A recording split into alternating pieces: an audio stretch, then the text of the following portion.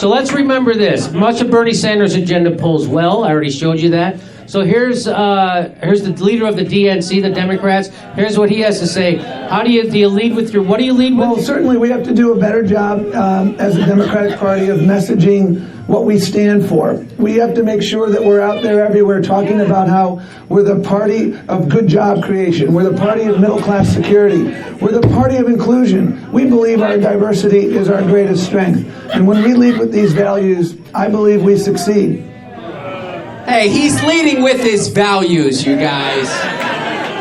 I guess you guys Those don't have values are in the lead. That's right. They don't have values. I guess No. you people, if you had values, you would know what I'm talking about. But Look at how transparent he's being. Those values well, we he's don't have, we leading have a with. crisis of transparency. Is what we have. You know how you always, I'm sure in your life you have crises of transparency. We are the Goldman Sachs party with a rainbow flag. That's right. Of course. Is it wrong for me to say this joke? You can all decide. Of course we're corporate Democrats. We're the party that takes it up the ass from Wall Street. No, that's not it. Something about it. I was supposed to work in a rainbow flag there somewhere. I don't know what else. So that's Tom Perez, the leader of the DNC. Here's Bernie in a red state talking to a bunch of Trump voters. What do you think? Do you think we should join other countries and guarantee health care as a right of all? Yeah, I think every American citizen should have health care.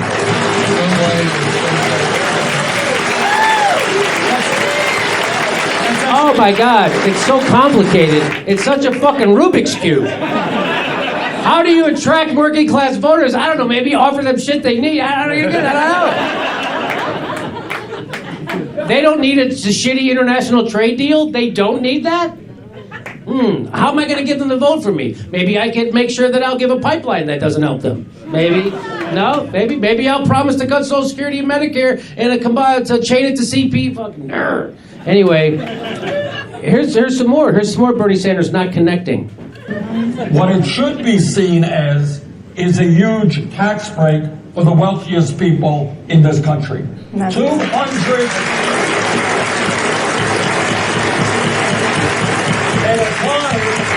at a time when we have a massive level of income and wealth inequality, where the rich are getting much richer while the middle class shrinks.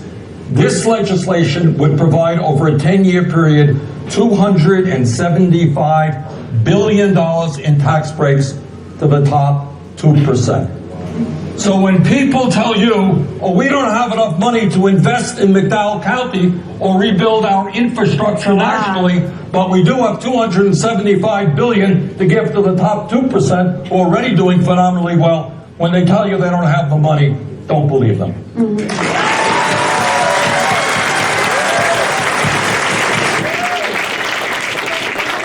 Pie in the sky.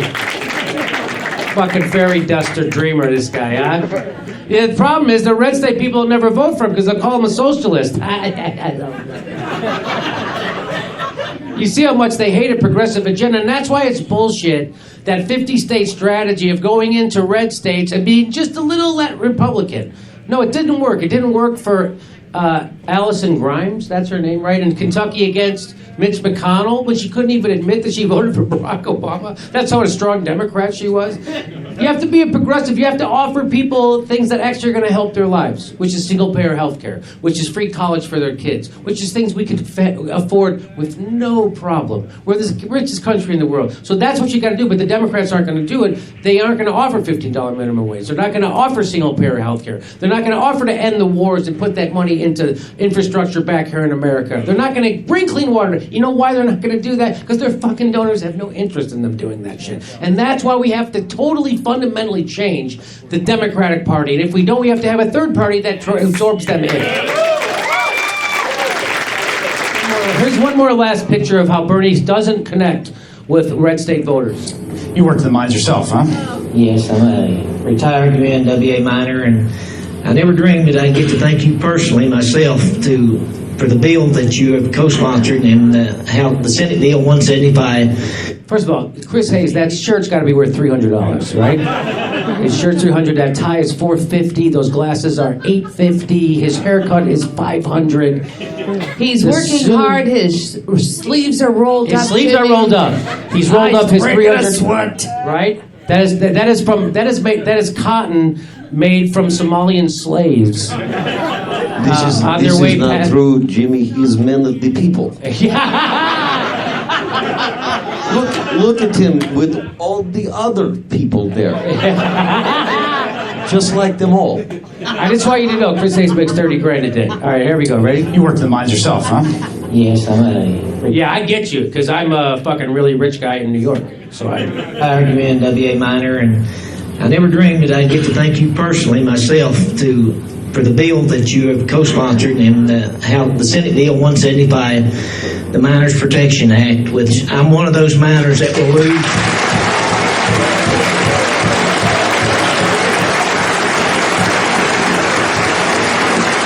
That guy didn't have a fucking chance!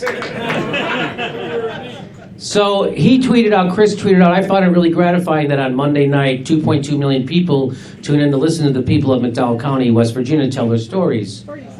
And what I tweeted was, can you look me in the eyes and say 2 months into Trump's term, you thought a room full of Trump voters would cheer Bernie Sanders?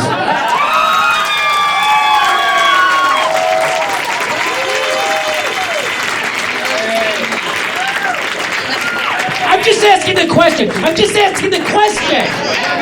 I'm just asking. I'm not saying anything or meaning anything by anything I say. I'm just asking. And what I respond, you gotta be respectful. Thank you, sir.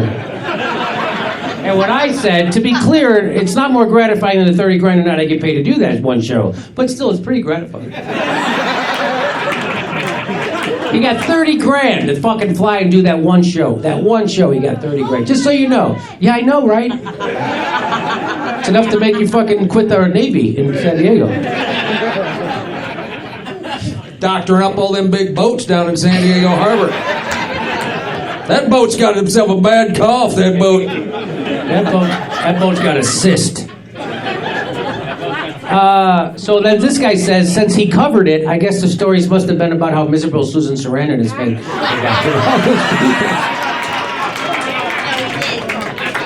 And then somebody, even funnier, responds, Susan Sarandon is personally responsible for the opioid epidemic, and nobody's going to tell me otherwise. Hey, we gotta go. We better wait too long. Thank you so much. Help me thank my panel. Graham Elwood. Thank you! Sam Morano. Wes Clark.